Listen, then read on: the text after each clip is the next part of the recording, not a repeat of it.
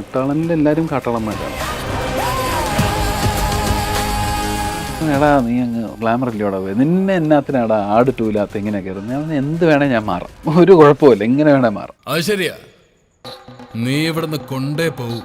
അപ്പോൾ എന്നെ കാണുമ്പോൾ ആൾ വരുമോ വരത്തില്ലേ എന്നുള്ള കാര്യം ഞാൻ ബോധോടെയല്ല. അപ്പോൾ ഏറ്റവും കൂടുതൽ റിജക്ഷൻസ് ആണല്ലോ, അപ്പോൾ എല്ലാവരും പെട്ടെന്ന് ആക്സെപ്റ്റ് ചെയ്യണമെന്നില്ലല്ലോ. കാട്ടാളനിലാണെങ്കിലും അങ്ങനെ മസിൽ പരിപാടിയൊന്നും ഇല്ലാത്ത സാധാരണ ഒരു അങ്ങനത്തെ ഒരു ക്യാരക്ടറൊക്കെയാണ് നമ്മൾ പിടിച്ചേക്കുന്നത്. അഭിനയം പഠിപ്പിക്കാൻ പറ്റത്തില്ല, പക്ഷെ അഭിനയത്തിൻ്റെ ഒരു ടെക്നിക്സ് ഒക്കെ പഠിപ്പിക്കാൻ പറ്റുന്നു. ഞാൻ അങ്ങനെ ചാൻസ് ചോദിച്ചിട്ടൊക്കെയാണ്, ഇപ്പോഴും ചാൻസ് ചോദിക്കാറുണ്ട്. ഇപ്പോഴും അവസരം ചോദിക്കാൻ എനിക്കൊരു മടിയുമില്ല, അത് നമ്മുടെ ജോലിയല്ലേ. നമ്മൾ ചോദിക്കാതെ പിന്നെ നമുക്ക് ആരും തരത്തില്ലല്ലോ. ഞാൻ അജിത്തിൻ്റെ തലയുടെ സെയിം സ്ട്രീറ്റിലാണ് താമസിക്കുന്നത് ഇപ്പോഴും. വിജയ് സാർ ഇപ്പോഴത്തെ സെയിം പുള്ളിക്കാരൻ പഠിച്ച സ്കൂളിലാണ് ഞാൻ പഠിച്ചത്.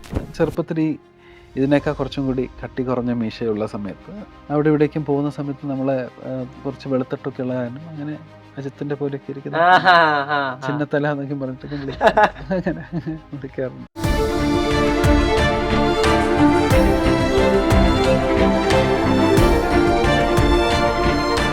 Own your pride.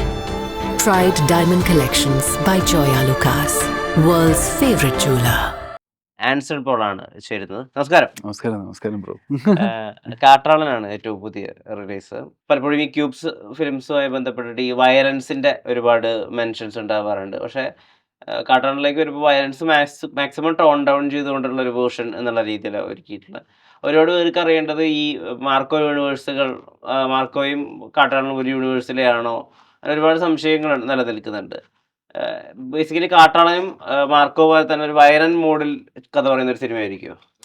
വയലന്റ് മോഡിൽ കഥ പറയുന്ന ഒരു സിനിമയല്ല ഇത്. ബേസിക്കലി കുറെ ആക്ഷൻ മോഡിൽ പറയുന്ന കോമൺ ആയിട്ടുള്ള ആക്ഷൻ ഉണ്ട്. പിന്നെ വയലൻസ് നമ്മൾ കുറേ ടോൺ ഡൗൺ ചെയ്തേക്കുവാണ്. സ്ക്രിപ്റ്റ് കിട്ടിയപ്പോൾ തന്നെ ഇച്ചാക്ക ഷെരീഫ് ആണെങ്കിൽ മൊത്തം വയലൻസ് എന്തായാലും ഇപ്രാവശ്യം കുറയ്ക്കണം എന്ന് പറഞ്ഞിട്ട് അങ്ങനത്തെ ഒരു സാധനം ടോൺ ഡൗൺ ചെയ്തിട്ട് മാക്സിമം ആക്ഷൻ നമുക്ക് തിയേറ്ററിൽ അങ്ങനത്തെ ഒരു സാധനം കാണാനല്ലേ നമുക്ക് എല്ലാവർക്കും ആഗ്രഹം. അപ്പം ആക്ഷൻ വൈസ് ഉണ്ട് ഒരുപാട്, കുറേ ടെറൈനും കുറേ പരിപാടികളൊക്കെ ആയിട്ടുള്ള ഒരു തിയേറ്ററിൽ കാണുമ്പോൾ ഒരു രസമായിരിക്കും. ഒരു ഓളമുള്ളൊരു സംഭവമാണ്. ഹൃതിക് റോഷൻ പണ്ട് പറഞ്ഞിട്ടുണ്ട് ഈ ഫിസിക്കിന്റെ ഒരു പ്രശ്നമുള്ള കാരണം അദ്ദേഹം ഫിസിക്കിനെ എപ്പോഴെങ്കിലും ഒരു പ്രശ്നമായിട്ട് കാണുന്നത് തന്നെ അദ്ദേഹത്തിന് ഒരു ഏരിയ അപ്പുറത്തേക്ക് പോയി പെർഫോം ചെയ്യാൻ പറ്റുന്നില്ല. വല്ലപ്പോഴും അദ്ദേഹത്തിന് ഗുസാരിഷ് പോലത്തെ എന്തെങ്കിലും വേഷങ്ങൾ കിട്ടുന്നതേ ഉള്ളൂ. അദ്ദേഹത്തിന് ഒരിക്കലും ഒരു ഇർഫാൻ ഖാന്റെ സോണിലേക്ക് പോയി ഹിറ്റ് ചെയ്യാൻ പറ്റില്ല. അവിടെ പോയി അറ്റംപ്റ്റ് ചെയ്യാൻ ആരും അങ്ങനെ ആലോചിക്കുക പോലും ഇല്ല. അവർ എഴുതുമ്പോൾ ചിന്തയിൽ എങ്ങനെ വരണ്ടല്ലേ. ആൻസർ പോലെ നമ്മൾ ആലോചിക്കുമ്പോൾ ഈ പറഞ്ഞ പോലെ ഒരു പെർഫെക്റ്റ് മോഡൽ ശരീരം അങ്ങനെയൊക്കെയാണല്ലോ ആളുകൾ പറയാം. അപ്പോൾ ഈ വെൽമെയ്ഡ് ഫിസിക്കിന്റെ പുറത്ത് ആൻസർ പോലെ ഓർത്തിരിക്കുന്നത് പോലും ആക്ടർ എന്നുള്ള സൈഡ് അപ്പുറത്ത് ഓക്കെയാണ് താനും. അപ്പോൾ വളരെയധികം പെർഫോം ചെയ്യാനുള്ള റോളുകൾ ഇപ്പോൾ രണ്ടാം വരവിൽ ആളുകൾ ഏറ്റവും അപ്രീഷിയേറ്റ് ചെയ്തിട്ടുള്ള സുദീപാത്മികം പോലത്തെ വേഷങ്ങൾ പിന്നീട് അങ്ങനെ അത് അധികം സംഭവിക്കുന്നില്ല. പിന്നെയും മസിലിനെ ആശ്രയിക്കുന്ന ക്യാരക്ടേഴ്സേ വരുന്നുള്ളൂ. അങ്ങനെ ഒരു തോന്നലുണ്ടാവുന്നുണ്ടോ? അങ്ങനെയില്ല. ഞാൻ ബേസിക്കലി ഇപ്പോൾ റാഹേൽ മകൻ കോരയാണെങ്കിലും അല്ലെങ്കിൽ അങ്ങനെ ബോഡി ട്രാൻസ്ഫോം ചെയ്തിട്ടുള്ളൊരു സംഭവങ്ങളൊക്കെയാണ്. ഇപ്പോൾ കാട്ടാളനിലാണെങ്കിലും അങ്ങനെ മസിൽ പരിപാടിയൊന്നും ഇല്ലാത്ത സാധാരണ ഒരു അങ്ങനത്തെ ഒരു ക്യാരക്ടറൊക്കെയാണ് നമ്മൾ പിടിച്ചേക്കുന്നത്. എന്ന് വെച്ചാൽ ബേസിക്കലി ബോഡീനേക്കാളും കൂടുതൽ എനിക്ക് ആക്ടിങ് കാലിബറായിട്ട് കിട്ടാവുന്ന വേഴ്സറ്റൈലായിട്ടുള്ള ക്യാരക്ടേഴ്സ് എക്സ്പ്ലോർ ചെയ്യാനാണ് എനിക്ക് ഏറ്റവും കൂടുതൽ ആഗ്രഹം. അപ്പോൾ അതിനുവേണ്ടി നമ്മളെങ്ങനെ വേണമെങ്കിൽ മാറും. ഇപ്പോൾ സുദീപാത്മികം അല്ലെങ്കിൽ ഇപ്പോൾ ആട് 2 അല്ലെങ്കിൽ ഇപ്പോൾ റാഹേൽ മകൻ കോര, ഇതിനകത്തൊക്കെയും ടോട്ടലി ഞാൻ വേറൊരു രീതിയിലാണ് ചെയ്തേക്കുന്നത്. പിന്നെ ബാക്കി ഇപ്പോൾ മാർക്കോയിലാണെങ്കിലും അല്ലെങ്കിൽ എബ്രഹാമിൻ്റെ സന്തതികളൊക്കെ ആണെങ്കിൽ കുറച്ചും കൂടി സൈസൊക്കെയുള്ള ഒരു സ്റ്റൈലിഷ് ആയിട്ടുള്ള പരിപാടികളൊക്കെയാണ് ചെയ്തേക്കുന്നത്. അപ്പോൾ എനിക്ക് ചെയ്യാൻ ഇങ്ങനെ രൂപങ്ങളൊക്കെ മാറിയിട്ട് അങ്ങനത്തെ പരിപാടി ചെയ്യാനാണ് എനിക്ക് ആഗ്രഹം. നമ്മളിപ്പോൾ പറയില്ലേ നമ്മുടെ ഭാഷ ഒന്നുകൂടി ഒന്ന് മെച്ചപ്പെടണമെങ്കിൽ നമ്മൾ ഒരുപാട് പുസ്തകം വായിക്കുക, അല്ലെങ്കിൽ ഒരുപാട് കേൾക്കുക, അങ്ങനെയൊക്കെ ചെയ്തു കഴിഞ്ഞാൽ പറ്റുമെന്നൊക്കെ പറയുമല്ലോ. ഈ അഭിനയം മെച്ചപ്പെടാൻ വേണ്ടിയിട്ട് പുറത്ത് ആളുകൾ ചെയ്യുന്ന കുറേ കാര്യങ്ങളുണ്ടല്ലോ. ഈ ആക്ടിങ് ക്യാമ്പ്സിൽ പോവുക, സ്ട്രേഞ്ചറായിട്ട് അവരെ ഒട്ടും അറിയാത്ത ആളുകളുടെ ഇടയിൽ പോയി ജീവിക്കുമ്പോൾ അവർക്ക് പുതിയ സെറ്റ് ഓഫ് ആളുകളെയും പുതിയ ടെറൈനൊക്കെ പരിചയപ്പെടാനൊക്കെ പറ്റും. അപ്പോൾ അത് കണ്ടുപഠിക്കാനൊക്കെ പറ്റും. കുറേ ആളുകൾ തിയേറ്ററുകൾ റെഗുലറായിട്ട് ചെയ്യുന്ന ആളുകളുണ്ട്. ജിം കാരി അദ്ദേഹം ഇപ്പോഴും തിയേറ്റർ ചെയ്യുന്നുണ്ട് എന്നൊക്കെയാണ് നമുക്ക് മനസ്സിലാക്കാൻ സാധിച്ചിട്ടുള്ളത്. എന്താ ശരിക്കും നമ്മുടെ ആക്ടിങ്ങിനെ പോളിഷ് ചെയ്യാൻ വേണ്ടി ഒരു നടന് ചെയ്യാൻ പറ്റുക? ആൻസർ ബോൾ എന്താ ചെയ്യുന്നത്? ഒബ്സർവേഷനാണ് കുറച്ചും കൂടി കൂടുതൽ എനിക്ക് തോന്നുന്നത്.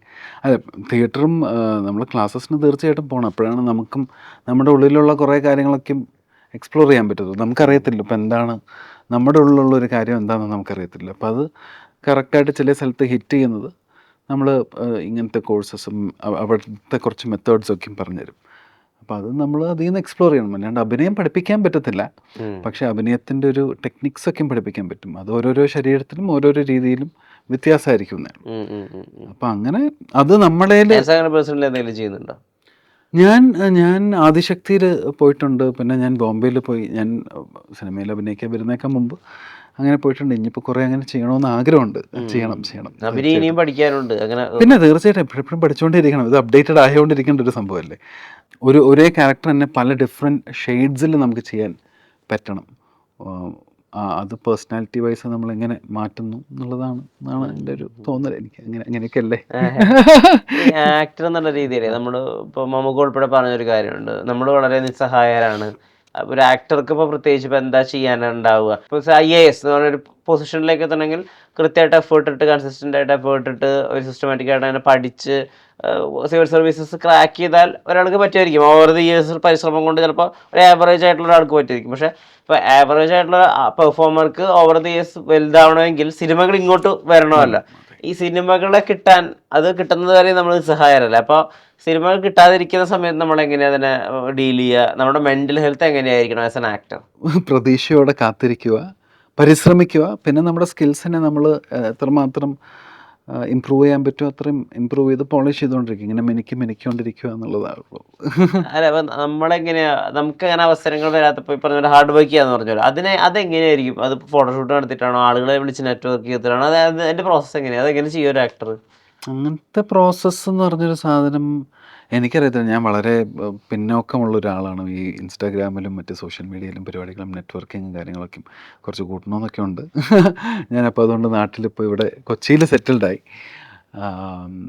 ബേസിക്കലി എനിക്ക് തോന്നണേ നമ്മൾ ഡയറക്ടേഴ്സിനെ പോയി കാണുക, അല്ലെങ്കിൽ സ്ക്രിപ്റ്റുകൾ പുതിയ സ്ക്രിപ്റ്റൊക്കെയും വരുന്ന സമയത്ത് അവരെ പോയി കാണുക, സംസാരിക്കുക, ചാൻസ് ചോദിക്കുക. ഞാനങ്ങനെ ചാൻസ് ചോദിച്ചിട്ടൊക്കെയാണ്, ഇപ്പോഴും ചാൻസ് ചോദിക്കാറുണ്ട്. അപ്പോൾ അത് നമുക്ക് പിന്നെ കറക്റ്റായിട്ട് വരുന്ന സബ്ജക്റ്റുകൾ നമുക്ക് കറക്റ്റായിട്ട് എടുക്കുക എന്നുള്ളതാണല്ലോ. അപ്പം അങ്ങനെ നമ്മൾ ആ റിലേഷൻഷിപ്പ് കീപ്പ് ചെയ്യണം എന്നുള്ളതാണ്. ഇപ്പോഴും അവസരം ചോദിക്കാൻ എനിക്കൊരു മടിയുമില്ല. അത് നമ്മുടെ ജോലിയല്ലേ. നമ്മൾ ചോദിക്കാതെ പിന്നെ നമുക്ക് ആരും തരത്തില്ലല്ലോ. കരയുന്ന കുട്ടിക്കല്ലേ പാലുള്ളൂ. നമുക്ക് തന്നെ ഒരു അഭിമുഖത്തിൽ പറഞ്ഞിട്ടുണ്ട്, അദ്ദേഹത്തിൻ്റെ ലുക്സിൽ ഒരു ടൈമിൽ ആളുകൾ ഭയങ്കരമായിട്ട് ഒബ്സസ്ഡ് ആയ കാരണം പുള്ളി അതിനത് ബ്രേക്ക് ചെയ്യാൻ വേണ്ടിയിട്ട് എടുത്ത കോൺഷ്യസ് ആയിട്ടുള്ള ഡിസിഷനാണ് ഇപ്പോൾ മൃഗയെ പോലത്തെ സിനിമകൾ, അല്ലെങ്കിൽ പൊന്തമാട പോലത്തെ സിനിമകൾ. അതിൻ്റെ അത് ഇൻറ്റേൺ ഭയങ്കരമായിട്ട് വർക്കും ആയിട്ടുണ്ട്. അതായത് അതിനെ വലിയ രീതിയിൽ നാഷണൽ ലെവൽ അപ്രിസിയേഷൻ കിട്ടിയിട്ടുണ്ട്, അവാർഡ്സ് ഒക്കെ കിട്ടിയിട്ടുണ്ട്. അപ്പോൾ എപ്പോഴെങ്കിലും ഈ ആൻസറിന് ഈ സൗന്ദര്യം, അതായത് ഭംഗിയുള്ള ഒരാൾ, അതൊരു ഹിൻഡ്രൻസ് ആയിട്ട് ഫീൽ ചെയ്യുന്നുണ്ട്. അത് ബ്രേക്ക് ചെയ്യുമ്പോഴാണ് കുറച്ചുകൂടി പൊട്ടൻഷ്യൽ വരിക. അങ്ങനെ ഒരു ഫീലിംഗ് ഉണ്ടോ? 100% എനിക്ക് അങ്ങനെ ഉണ്ട്. ഇപ്പം ഞാൻ ആട് 2 പോലും മിഥുന ചാച്ചൻ്റെ അടുത്ത് തന്നെ വിജയേട്ടനാണ് ആദ്യം വിളിച്ച് പറയുന്നത്. എന്നുവെച്ചാൽ ഞാനപ്പോൾ കലാവിപ്ലവം പ്രണയം എന്ന് പറഞ്ഞൊരു സിനിമ ചെയ്തുകൊണ്ടിരിക്കുകയാണ്. അപ്പോൾ അതിനകത്ത് എല്ലാവരും ഉണ്ട്. ഇപ്പോൾ സൈജുവേട്ടൻ, ബിജുക്കുട്ടേട്ടൻ, ഇന്ദ്രൻ ചേട്ടൻ എല്ലാവരും ഉണ്ട്. അപ്പോൾ അതിൻ്റെ ഒരു ബ്രേക്കിൽ അവരെല്ലാവരും ആട് 2 അഭിനയിക്കാൻ പോകുന്നു. അപ്പോൾ സൈജുവേട്ടൻ പറഞ്ഞു ഇത്ര ദിവസം, എന്ന് വെച്ചാൽ ബാക്കിയുള്ളവരെല്ലാവരും ആ സിനിമയിൽ പോവുകയാണ്, അപ്പോൾ ഞാൻ മാത്രം ഇവിടെ, നമുക്ക് ഷെഡ്യൂൾ ബ്രേക്കാണ്. അപ്പോൾ അങ്ങനെ സൈജുവേട്ടനാണ് പറയുന്നത്, അന്ന് നീ ഒന്ന് വിളിച്ചു നോക്കി. അപ്പോൾ ഞാൻ പറഞ്ഞു ശരി സൈജുവേട്ടൻ എന്ന് വിളിച്ചു. അപ്പോൾ ഞാൻ വിജയേട്ടനെ വിളിച്ചു ചോദിച്ചു, വിജയേട്ടൻ ഇതിനകത്ത് എന്തെങ്കിലുമൊക്കെ ഉണ്ടോ എന്ന് വെച്ചപ്പോൾ വിജയേട്ടൻ എൻ്റെ അടുത്ത് പറഞ്ഞു നോക്കിയിട്ട് പറയാമെന്ന് പറഞ്ഞു. അതുകൊണ്ട് എന്നെ വിളിച്ചിട്ട് പറഞ്ഞു ഇങ്ങനെ ഒരു സംഭവമുണ്ട്, ഹൈറ്റുള്ള ഒരു വില്ലനുണ്ട്, വില്ലൻ്റെ അനിയനായിട്ട് പ്ലേസ് ചെയ്യാം, അണലി സാബു എന്ന് പറഞ്ഞിട്ടൊരു ക്യാരക്ടറാണെന്ന് പറഞ്ഞു. അപ്പോൾ ഞാൻ അത് കേട്ട് കഴിഞ്ഞിട്ട് ഞാൻ നേരെ മിഥുൻ ചാച്ചനെ വിളിച്ചു.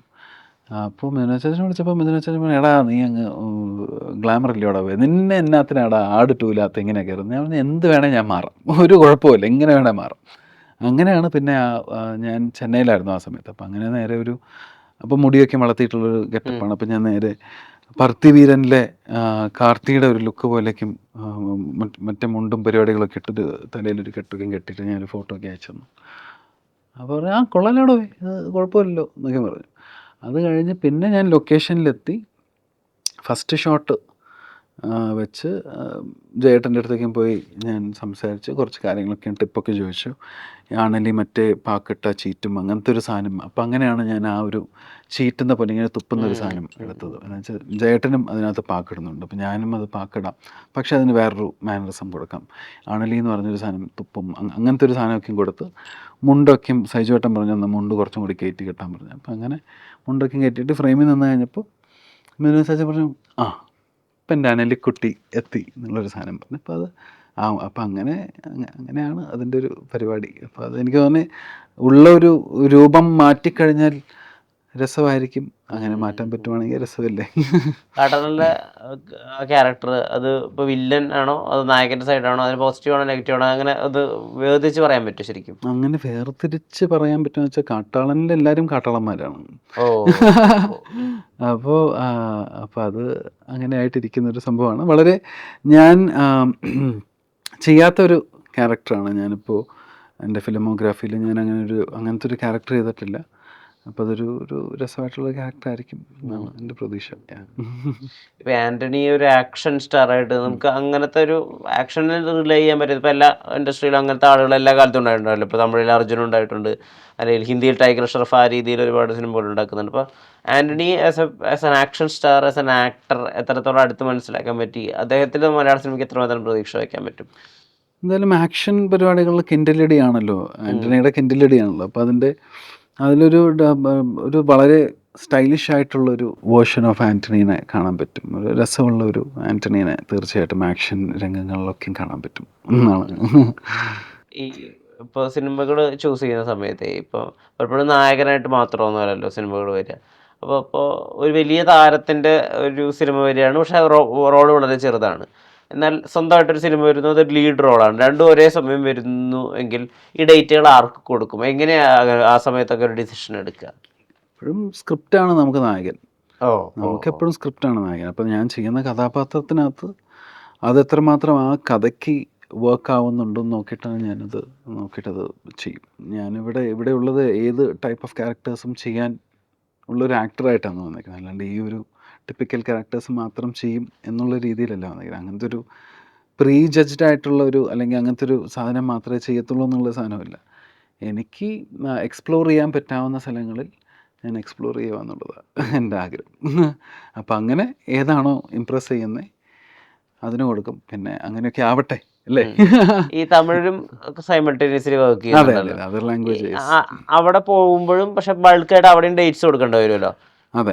അപ്പൊ അത് അവിടെ ഉണ്ട് ഇവിടെ ഉണ്ട്, ഈ രണ്ട് സ്ഥലത്തും നിൽക്കുന്ന എന്തെങ്കിലും രീതി ഒരു പ്രശ്നം ഉണ്ടാക്കുന്ന ഒരു പ്രത്യേകമായിട്ടൊരു ബ്രാൻഡ് ചെയ്യാൻ പറ്റുന്നില്ല, അങ്ങനെ ഫീൽ ചെയ്തിട്ടുണ്ടോ? മലയാളി ഓഡിയൻസ് നമ്മൾ ഏത് രീതിയിൽ വേണമെങ്കിലും നമ്മൾ ആക്സെപ്റ്റ് ചെയ്യും. സോ ഇപ്പോൾ നമുക്ക് എക്സ്പ്ലോർ ചെയ്യാൻ പറ്റും, കുറേ പരിപാടികൾ എക്സ്പ്ലോർ ചെയ്യാൻ പറ്റും. ഇപ്പോൾ നമുക്ക് ഹീറോ ആയിട്ട് അഭിനയിക്കാം, നെഗറ്റീവ് ഷെയ്ഡായിട്ട് അഭിനയിക്കാം, സപ്പോർട്ടിങ് ആക്ടറായിട്ട് അഭിനയിക്കാം, കൊമഡിയനായിട്ട് അഭിനയിക്കാം, എന്ത് വേണമെങ്കിൽ നമുക്ക് ചെയ്യാൻ പറ്റും. അപ്പം ഒരു പ്രീ ജഡ്ജ്മെൻ്റ് ഇല്ലാതെ നമുക്ക് ചെയ്യാൻ പറ്റാവുന്ന ഒരു സ്ഥലമാണ് നമ്മുടെ മലയാളി ഓഡിയൻസ്, വിച്ച് ഇസ് നല്ല കാര്യം, അത്രയും ഓപ്പൺ ആയിട്ടിരിക്കുന്നത്. പക്ഷേ ബാക്കി ലാംഗ്വേജിൽ പെട്ടെന്ന് സ്റ്റീരിയോ ടൈപ്പ് ആവുന്ന ഒരു സംഭവമുണ്ട്. അപ്പോൾ അവിടെ നമ്മൾ റൈറ്റായിട്ടുള്ളൊരു സാധനം ചൂസ് ചെയ്യണം. അല്ലെങ്കിൽ ചിലപ്പോൾ അത് മാത്രമായിരിക്കും വിളിക്കുന്നത്. ഞാൻ ആദ്യം ചെയ്തൊരു സിനിമ റെമോ എന്ന് പറഞ്ഞ സിനിമയ്ക്ക് ശേഷം എന്നെ ഒരുപാട് സിനിമകളിൽ എന്നെ അങ്ങനത്തെ ക്യാരക്ടറായിട്ട് തന്നെ വിളിച്ചു. പിന്നെ ഞാൻ വലിയ സിനിമ അതെ എന്ന് വെച്ചാൽ ഒരുപാട് സിനിമ, ഇപ്പോൾ ധനുഷിൻ്റെ സിനിമയാവട്ടെ അല്ലെങ്കിൽ സൂര്യ സാറിൻ്റെ സിനിമയാവട്ടെ, അതില്ലാത്തൊക്കെയും കുറേ വിളിച്ചിട്ടുണ്ടായിരുന്നു. പക്ഷെ ഞാൻ പോയി ചെയ്തില്ല. അത് കഴിഞ്ഞിട്ട് പിന്നെ ഞാൻ ചെയ്തൊരു 90 ml എന്ന് പറഞ്ഞിട്ടൊരു സിനിമയാണ്. 90 ml കഴിഞ്ഞിട്ട് പിന്നെ ഞാൻ തമ്പി എന്ന് പറഞ്ഞിട്ടൊരു പടത്തിനകത്താണ് ചെയ്തത്, ചിത്തുചേട്ടൻ്റെ. അത് കഴിഞ്ഞിട്ട് പിന്നെ ഞാൻ മഴയിൽ നനഗ്രഹം എന്ന് പറഞ്ഞിട്ടൊരു പടം ഫുൾ ഫ്ലെജ്ഡ് ഹീറോ ആയിട്ട് ചെയ്തു. റബയും ഞാനായിട്ട് ചെയ്തൊരു പടം. അത് കഴിഞ്ഞിട്ട് പിന്നെ ഇപ്പോൾ ഞാൻ ഒരു ബൈലിംഗ്വൽ സിനിമ ചെയ്തുകൊണ്ടിരിക്കുന്നു, നമ്മുടെ രാജേഷ് എം സിൽവ എന്ന് പറഞ്ഞിട്ടുള്ള ഡയറക്ടറിൻ്റെ. അതെൻ്റെ ഫസ്റ്റ് ഡെബ്യൂ ഇൻ തെലുഗു ആണ്. തെലുഗു ആൻഡ് തമിഴ്. തെലുഗു പഠിക്കുന്നുണ്ട് അതിന് വേണ്ടിയിട്ട്? അതെ, പടം കഴിഞ്ഞു, അഭിനയിച്ചു കഴിഞ്ഞു. അപ്പോൾ അത് തെലുങ്ക് പഠിച്ചോ? തെലുങ്ക് പഠിക്കേണ്ടി വരുമല്ലോ നമ്മൾ അഭിനയിക്കുമ്പോൾ. പിന്നെ നമ്മൾ ഒരേ സൈമിൾട്ടേനിയസ്ലി തമിഴും തെലുങ്കും ഒരേ സൈമിൾട്ടേനിയസ്ലി നമ്മൾ ഷൂട്ട് ചെയ്യാം. അപ്പോൾ നമുക്ക് ഇമോഷൻ വൈസ് നമുക്കറിയാം, ബിക്കോസ് നമുക്ക് തമിഴ് അറിയാവുന്ന കാരണം ഇമോഷൻ വൈസ് ഇതാണ് നടക്കുന്നതെന്ന് അറിയാം. അപ്പോൾ നമുക്കത് വേർഡിങ്സ് മാത്രം പഠിച്ചാൽ മതി. അപ്പം അങ്ങനെ ഒരു സംഭവമായിരുന്നു അത്. അല്ലു അരവിന്ദ്, അല്ലു അർജുൻ്റെ അച്ഛനാണ് പ്രൊഡ്യൂസ് ചെയ്യുന്നത്. അല്ലു അർജുൻ്റെ ഗീത ആർട്സ് ആണ് ഡിസ്ട്രിബ്യൂഷൻ ചെയ്യാൻ പോകുന്നത്. സോ അപ്പോൾ ഇറ്റ്സ് അതിഥി ഹൈദറും കേത്തക്കി ശർമ്മ ആയിട്ട് 3 പേരുടെ ഒരു ട്രയാങ്കിൾ ത്രില്ലർ സിനിമയാണ്. Love triangle. പക്ഷേ അതെ, നമ്മൾ ഈ ഷോർട്ട് ടേമിൽ കുറച്ച് സ്കിൽസ് പഠിക്കേണ്ട വരും ഇങ്ങനെ സമയത്ത്. ഇപ്പം നാളെ ഇനിയിപ്പോൾ ഭാവിയിലൊരു സ്കേറ്റിംഗ് ചെയ്യുന്ന ഒരാളായിട്ടാണ് ആൻസർ പോകുന്നത് വെച്ചാൽ അത് പഠിക്കണം. അല്ലെങ്കിൽ ഇപ്പോൾ തെലുങ്ക് സിനിമയാണെങ്കിൽ തെലുങ്ക് പഠിക്കണം. അല്ലെങ്കിൽ ഇപ്പോൾ ഭയങ്കരമായിട്ട് ഹാപ്പനിങ് ഉണ്ടാവുന്ന ഇപ്പോൾ ഒരു ബംഗാളി സിനിമയിലൊരു പെയിൻറ്ററായിട്ടാണ്, ഐ മീൻ ആർട്ടിസ്റ്റായിട്ടാണ് വർക്ക് ആണെങ്കിൽ അത് ചിലപ്പോൾ കുറച്ച് ബംഗാളിയൊക്കെ അറിയണമല്ലോ. അപ്പോൾ നമ്മുടെ ഭാഷാശൈലി പോലെയല്ല, പക്ഷേ തമിഴും മലയാളവും പോലെയല്ല കുറച്ച് തെലുങ്കിന് വലിയ വ്യത്യാസമുണ്ട്. ഭാഷ, വാക്കുകൾ, നമ്മുടെ അനങ്ങുന്ന വിധമൊക്കെ വ്യത്യാസമുണ്ട്. ആ കുറച്ച് സമയം കൊണ്ട് അത് പഠിക്കുക, അത് ത്രില്ലിംഗ് ആണോ അതോ അത് ശ്രമകരമായിട്ട് തന്നെ ഫീൽ ചെയ്യാറുണ്ടോ? എനിക്കത് ത്രില്ലിംഗ് ആയിട്ടാണ്. കുറച്ച് സ്ട്രെയിൻ ഉണ്ടെങ്കിലും നമ്മളൊരു പുതിയൊരു സ്കില്ല് പഠിക്കുന്നു. ഇപ്പോൾ ഞാൻ പറയുവാണെങ്കിൽ ഇപ്പോൾ ആട് 3 ഞാനൊരു ഭാഗം ഉണ്ടായിരുന്നു. പക്ഷേ എനിക്കത് ചെയ്യാൻ പറ്റിയില്ല. അപ്പോൾ അതിനുവേണ്ടി ഞാൻ ഹോഴ്സ് റൈഡിങ്ങിൻ്റെ ക്ലാസ്സസിനെല്ലാം പോയതാണ്. പക്ഷേ ഡേറ്റിൻ്റെ ഇഷ്യൂ, അവിടെ മഴയായിരുന്നു, പാലക്കാട് വമ്പൻ മഴയായിരുന്നു. സിനിമ സ്റ്റാർട്ട് ചെയ്ത സമയത്ത് ഞാൻ കൊടുത്തിരുന്ന ഡേറ്റ്സ് മൊത്തത്തിൽ എനിക്ക് അവിടെ യൂസ് ചെയ്യാൻ പറ്റിയില്ല. പിന്നെ എനിക്ക് എൻ്റെ തെലുങ്ക് പടം ഉണ്ടായിരുന്നു, അപ്പോൾ എൻ്റെ താടി എടുക്കണമായിരുന്നു. അങ്ങനത്തെ കുറേ കാരണങ്ങൾ കാരണം എനിക്ക് ആട് 3 ഒരു ഭാഗമാകാൻ പറ്റിയില്ല. പക്ഷേ ഞാൻ കുതിരോട്ടം പഠിച്ചു. അപ്പോൾ ബിക്കോസ് ഓഫ് ഫ്രൈഡേ ഫിലിംസിൻ്റെ അതിനകത്ത് അയച്ച് കുതിരോടിക്കാൻ പഠിക്കാൻ. അപ്പോൾ അതെനിക്കൊരു പുതിയ സ്കില്ലാണ്. അപ്പോൾ അതെ, ഹോഴ്സ് റൈഡിങ് പഠിച്ചു. ആട് 4 ഒരു ചാൻസ് ഹോഴ്സ് റൈഡിങ് ഒക്കെ പഠിച്ചിരിക്കുമായിരുന്നു. അപ്പോൾ അങ്ങനെ അപ്പോൾ എപ്പോഴും പുതിയ സ്കിൽസ് പഠിക്കുന്ന രസമല്ലേ. ഈ മനസ്സിന് അത്യാവശ്യം കട്ടിയാണല്ലോ. പക്ഷേ അടുത്ത രീതിയിൽ നമ്മൾ കുറേ സമയം ഇൻവെസ്റ്റ് ചെയ്യുന്നു, നമ്മൾ അധ്വാനം ഇൻവെസ്റ്റ് ചെയ്യുന്നു, അടുത്തിട്ട് ഇറങ്ങുന്നു, നമ്മളതിനില്ല, അത് വലിയ വിജയമാവുന്നുണ്ടല്ലോ. ഈ വർഷത്തെ ഏറ്റവും വലിയ വിജയങ്ങളൊന്നാണല്ലോ അടുത്തിരി.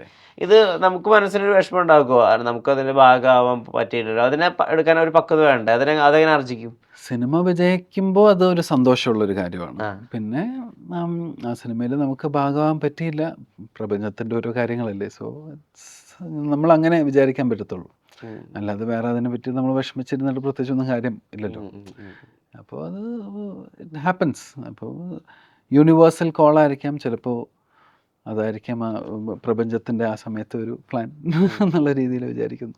സിനിമയിൽ വളരെയധികം വിജയിച്ചിട്ടുള്ള ആളുകൾ, മാസ്റ്റേഴ്സ് ഒക്കെ പറയുന്ന, പ്രത്യേകിച്ച് പ്രിയദർശൻ സാറൊക്കെ ഇടയ്ക്ക് പറഞ്ഞിട്ടുണ്ട്, നമ്മൾ റിജക്ഷൻസിന് വേണ്ടിയിട്ട് നമ്മളെപ്പോഴും പ്രിപ്പയർ ചെയ്യണം. നമ്മുടെ ഏത് സമയം റിജക്റ്റ് ആവുന്ന ഒരു അവസ്ഥയിലാണ് നമ്മൾ. അവസാനത്തെ സിനിമ എത്രത്തോളം നല്ലതാണ് അതിനനുസരിച്ചാണ് നമ്മുടെ പലപ്പോഴും സിനിമയിലെ നിലനിൽപ്പ് എന്നൊക്കെ ഉള്ളത്. അങ്ങനത്തെ ഒരു തിയറി ഉണ്ടല്ലോ, എപ്പോൾ വേണമെങ്കിൽ നമ്മൾ റിജക്റ്റ് ആവാം, എന്തിനു വേണമെങ്കിൽ റിജക്റ്റ് ആവാം എന്നുള്ളത്. ഏറ്റവും കൂടുതൽ റിജക്ഷൻസ് അല്ലേ വരുന്നത്? അതെ, ഏറ്റവും കൂടുതൽ റിജക്ഷൻസ് ആണല്ലോ. അപ്പോൾ എല്ലാവരും പെട്ടെന്ന് ആക്സെപ്റ്റ് ചെയ്യണമെന്നില്ലല്ലോ. അപ്പോൾ ഏറ്റവും കൂടുതൽ റിജക്ഷൻസ് ആണ്. അപ്പോൾ റിജക്ഷൻസ് ആണെങ്കിലും ആക്സെപ്റ്റൻസ് ആണെങ്കിലും രണ്ടത്തിലും നമ്മൾ ന്യൂട്രലായിട്ട് നിന്നാൽ മതി. ആക്സെപ്റ്റ് ചെയ്യുമ്പോൾ ഓടിപ്പോയി അയ്യോ നമ്മൾ അപ്പം രണ്ടത്തിലും നമ്മൾ ന്യൂട്രലായിട്ട് നിൽക്കുവാണെങ്കിൽ നമുക്ക് കുഴപ്പമില്ല. നമ്മളാരാന്ന് നമുക്ക് ധാരണ ഉണ്ടെങ്കിൽ പിന്നെ പ്രശ്നമില്ല. അല്ലെങ്കിൽ ആ ധാരണ ഉണ്ടാക്കാനുള്ള ഒരു യാത്രയാണല്ലോ നമ്മുടെ എല്ലാവരുടെയും ജീവിതം, അല്ലേ? അപ്പോൾ അങ്ങനത്തെ രീതിയിൽ വളരെ അമിതമായിട്ട് സന്തോഷിക്കാനും അമിതമായിട്ട് ദുഃഖിക്കാതിരുന്നു കഴിഞ്ഞാൽ കുഴപ്പമില്ല. ഒരു മനഃശാന്തിയോടെ സന്തോഷമായിട്ട് പോകാൻ പറ്റും. ഈ അനോണിമിറ്റി ഉണ്ടല്ലോ, ഇപ്പോൾ ഈ ആളുകൾ നമ്മളെ തിരിച്ചറിയാത്ത അവസ്ഥ. ഇപ്പോൾ പുറത്തൊക്കെ ഞങ്ങളിപ്പോൾ ഞാൻ ദൃശ്യത്തിൻ്റെ മ്യൂസിക് ഡയറക്ടർ ഇൻ്റർവ്യൂ എടുത്തിരിക്കുന്നു. അപ്പം അനിൽ ജോൺസൺ എന്നുള്ള പേരാണ് ആളുകൾക്ക് അധികം അറിയുന്നത്. അദ്ദേഹത്തിൻ്റെ രൂപം, അദ്ദേഹം എന്താ ചെയ്യുന്നത്, എവിടെ താമസിക്കുന്നൊന്നും ആളുകൾക്ക് അറിയില്ല. പേര് മാത്രം. അപ്പം ആളതിനൊരു രസമായിട്ടാണ് എടുക്കുന്നത്. പക്ഷെ ആക്ടേഴ്സിന് ഒരിക്കലും അത് സാധിക്കില്ലല്ലോ. കാരണം നിങ്ങളുടെ മുഖവും നിങ്ങളുടെ പേഴ്സണൽ ലൈഫ്, നിങ്ങൾ എന്താ ചെയ്യുന്നത്, നിങ്ങൾ ആരോടൊപ്പം ട്രാവൽ ചെയ്യുന്നു, ആരെ ഡേറ്റ് ചെയ്യുന്നു, അതൊക്കെ ആളുകൾക്ക് എല്ലാ കാലത്തും ഒരു കൗതുകമുള്ളൊരു ഏരിയ ആണല്ലോ. ഇപ്പോൾ നിങ്ങൾക്ക് സാധാരണക്കാരനെ പോലെ ഒരു ചായക്കടയിൽ പോയി ചായ കുടിക്കുക, അല്ലെങ്കിൽ ഒരു പ്രൈവറ്റ് ബസ്സിൽ ഇരുന്ന് ട്രാവൽ ചെയ്യുക, അത് തരുന്ന രസങ്ങളും സുഖമുണ്ടല്ലോ, അത് മിസ് ചെയ്യുന്നുണ്ട്. വളരെ ചില ആളുകളാണ് ആ ഒരു ഏരിയ ക്രാക്ക് ചെയ്തിട്ടുള്ളത്. പക്ഷേ പ്രണവ് മോഹൻലാൽ, അദ്ദേഹത്തിന് നമുക്ക് ഓട്ടോയിലൊക്കെ ചിലപ്പോൾ പെട്ടെന്ന് കണ്ടു എന്നൊക്കെ വരാം. പക്ഷേ അദ്ദേഹത്തിന് അങ്ങനെ ഒരു അവസ്ഥയാണല്ലോ എന്ന് എല്ലാവരും ആക്സെപ്റ്റ് ചെയ്തിട്ടുണ്ട്. അത് വളരെ റെയറായിട്ട് അദ്ദേഹത്തിന് മാത്രം കിട്ടിയൊരു ഭാഗ്യമാണ്. അപ്പം അങ്ങനത്തെ അവസ്ഥകളുണ്ടല്ലോ, നമുക്കൊരു പ്രൈവസി ഇല്ലായ്മ, അതിനെങ്ങനെയാണ് മനസ്സുകൊണ്ട് ഉൾക്കൊള്ളുന്നത്? സിനിമയുടെ ക്യാരക്ടേഴ്സിനെ ക്യാരക്ടേഴ്സ് വെച്ച് തന്നെ ആൾക്കാർ അത് അപ്രിഷ്യേറ്റ് ചെയ്താൽ മതി. ആൻസൺ പോൾ ആസ് എ പേഴ്സണിനെ ഇപ്പോൾ നമ്മൾ തിരിച്ചറിഞ്ഞില്ലെങ്കിൽ എനിക്ക് അത്രയും വലിയ വിഷമമുള്ള കാര്യമില്ല. ആ ഞാൻ അങ്ങനെ വലുതായിട്ട് പുറത്ത് പോയി ഇപ്പോൾ ആൾക്കാർ എന്നെ തിരിച്ചറിയണം, ഭയങ്കര ജനം കൂടണം എന്നുള്ള സാധനമില്ല. പക്ഷേ സിനിമ ഇറങ്ങുമ്പോൾ cinema should be A crowd puller. ഇപ്പം നമ്മൾ അഭിനയിക്കുന്ന സിനിമ അല്ലെങ്കിൽ നമ്മൾ ലീഡ് ചെയ്യുന്ന സിനിമയ്ക്ക് ആ സിനിമയ്ക്ക് ആൾ വരണം. ഇപ്പോൾ എന്നെ കാണുമ്പോൾ ആൾ വരുമോ വരത്തില്ലേ എന്നുള്ള കാര്യം ഞാൻ ബോധോടെയല്ല. പക്ഷെ ഞാൻ ഓക്കെ ഓക്കെ അഭിനയിക്കുന്ന സിനിമ തിയേറ്ററിൽ വരുമ്പോൾ ആൾക്കാർ വരണം എന്നുള്ളൊരാഗ്രഹം തീർച്ചയായിട്ടും എനിക്കുണ്ട്. അതായിരിക്കണം എൻ്റെ ആഗ്രഹം. അതിലോട്ടാണ് എൻ്റെ ഒരു ലക്ഷ്യം. അതാണ് ബേസിക്കലി. അവിടേക്ക് പോകാൻ എനിക്കും താല്പര്യം. ഓക്കെ ഓക്കെ ഓക്കെ അല്ലാണ്ട് ഞാനിപ്പോൾ പുറത്തിറങ്ങി പോകുമ്പോൾ ഞാൻ സാധാരണ പോലെ എനിക്ക് നടന്നു പോയിട്ട് ഞാൻ എല്ലാവരുടെ അടുത്തും സംസാരിക്കാനും ഒക്കെ എനിക്ക് വളരെ സന്തോഷമുള്ള കാര്യമാണ്. സിനിമ റിലീസ് ചെയ്യുമ്പോൾ അതിലോട്ട് തിയേറ്ററിലോട്ട് ആൾക്കാർ കയറണം എന്നുള്ളതാണ് എനിക്ക് ഏറ്റവും കൂടുതൽ ആഗ്രഹമുള്ളൊരു കാര്യം. ഈ സിനിമയിൽ അങ്ങനെ പൊസിഷൻ ചെയ്തൊരു ഏരിയ ഉണ്ടായിരുന്നു. അതായത് ഞാനിങ്ങനെ ഈ വിധത്തിൽ ആളുകൾ എന്നെ മനസ്സിലാക്കണം, അറിയണം. പക്ഷേ ഇപ്പോൾ രഘുവരൻ എന്നുള്ളൊരു ആക്ടറുണ്ട്. അപ്പോൾ പുള്ളിയെ ഒരു അസാധ്യ ആക്ടറാണ്.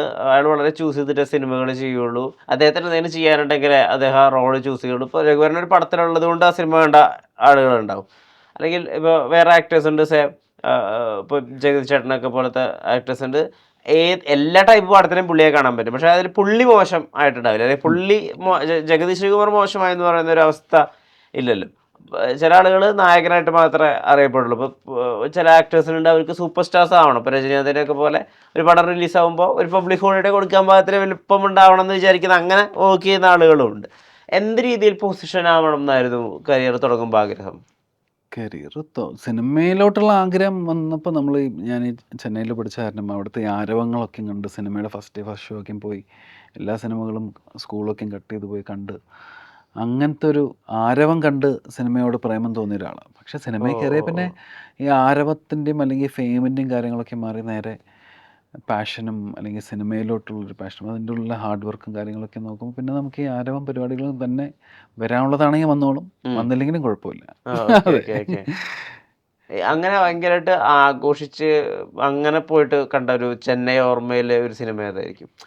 ചെന്നൈ ഓർമ്മയിൽ അങ്ങനെ പറയുവാണെങ്കിൽ ഒരുപാട് രജനി സാറിൻ്റെയൊക്കെ ഒരുപാട് സിനിമകളുണ്ട്. ഏതേറെ ശിവാജിയൊക്കെയും ഞാൻ സ്കൂളിൽ നിന്നൊക്കെയും പോകുന്ന സമയത്ത് ഗംഭീര തിയേറ്ററൊക്കെ കുത്തി മറയുമായിരുന്നു, മനസ്സിലായില്ലേ? അപ്പം അങ്ങനത്തെ ഒരു സംഭവങ്ങളൊക്കെ ഞാൻ പോയി കണ്ടിട്ടുണ്ട്, ശിവാജി സിനിമയൊക്കെ. Okay okay okay okay. അത് കാണുമ്പോൾ വേറൊരു ഫീലാണ്. വേറെ യൂണിവേഴ്സ് ആണല്ലേ പിന്നെ അവിടെ? പിന്നെ പിന്നെ തീർച്ചയായിട്ടും.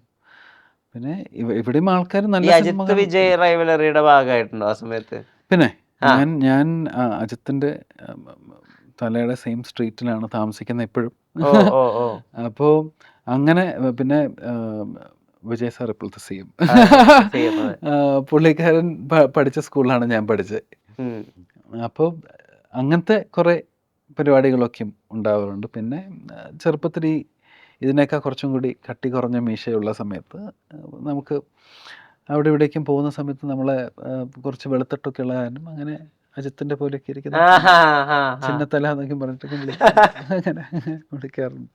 അപ്പം അങ്ങനെ നമ്മളെ തലയുടെയും തലപതിയുടെയും രണ്ടുപേരും നടുക്കിൽ നിൽക്കാറുണ്ട്. ആ സമയത്ത് നമ്മൾ തലേനും ഫുള്ള് കാര്യങ്ങളൊക്കെ സപ്പോർട്ട് ഇപ്പോഴും തലഫാനാണ്, തലപതി ഫാനുമാണ്. ഇപ്രാവശ്യം ഇതിനു വേണ്ടി ഞാൻ വോട്ടൊക്കെ ചെയ്യാൻ പോയി, അവിടെ പോയി വോട്ടൊക്കെ ചെയ്തിട്ട് വന്നു. ടിവിക്കാണ് വോട്ട് ചെയ്തത്? തീർച്ചയായിട്ടും. ഈ നമ്മുടെ സീനിയർ അല്ലേ? അതെ അതെ അതെ അതെ അതെ.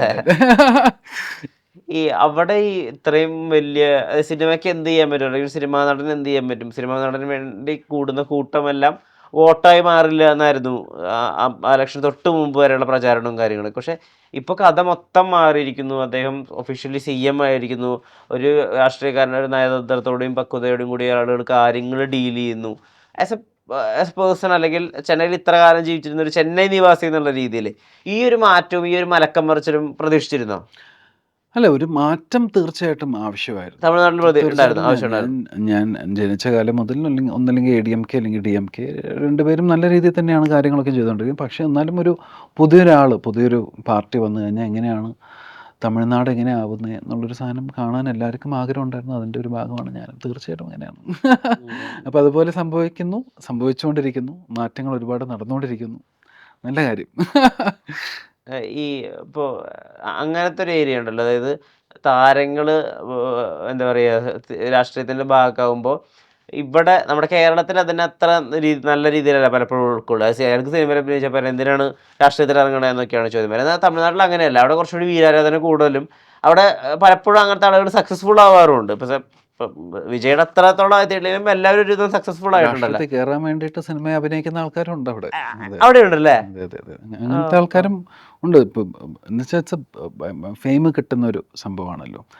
അപ്പോൾ ആ ഫേസ് വാല്യൂ കിട്ടുക എന്ന് പറയുന്ന ഒരു സാധനത്തിന് വേണ്ടിയിട്ട് കുറേ ആൾക്കാർ രാഷ്ട്രീയത്തിൽ കയറാൻ വേണ്ടി സിനിമ അഭിനയിച്ച് പിന്നെ രാഷ്ട്രീയത്തിൽ കയറിയ ആൾക്കാരുണ്ട്. അപ്പം അങ്ങനെ ഹാപ്പൻസ് അല്ലേ. ഓരോരോ പടങ്ങൾക്കൊക്കെ വേണ്ടി ഓരോ ക്യാരക്ടേഴ്സിന് വേണ്ടി നമ്മൾ വണ്ണം കൂട്ടുന്ന സമയത്ത് എനിക്ക് സന്തോഷമാണ്. കുറേ കഴിക്കാൻ പറ്റും, കുറേ എക്സ്പ്ലോർ ചെയ്യാൻ പറ്റും. കാലിക്കട്ട് പോയി ഒരുപാട് കഴിക്കും, അങ്ങനെ വണ്ണം കൂടും. 6 pack ഉള്ളത് ഹെൽത്തി ആണ് എന്ന് ഞാൻ വിചാരിക്കുന്ന ഒരാളല്ല. അതൊരു ഔട്ടർ ഫാന്റസി തന്നെയായിട്ടാണ് ഉദ്ദേശിച്ചത്. തീർച്ചയായിട്ടും.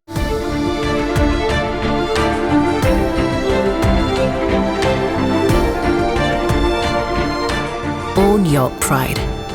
Pride Diamond Collections by Joya Lucas, world's favorite jeweler.